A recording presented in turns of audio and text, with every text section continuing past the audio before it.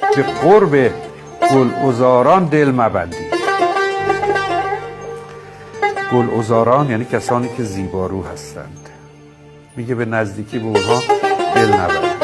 دل تو خوش نباشه که با یک زیباروی همراه هست. بخواد بگه اونا بی وفا، ادامه پیدا نمیکنه کارش. به قرب گلعذاران دل مبندید. وصیت‌نامه شبنم همین است.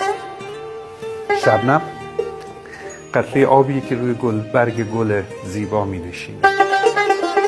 خیلی زود این شبنم با تابش خورشید صبحگاهی بخار میشه.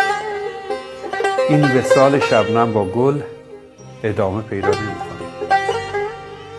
ساده لوحانه است که شبنم فکر کنه آخ جون در آغوش گل قرار گرفتن. در اولین نسیم صبحگاهی نور خورشید که بزنه شبنم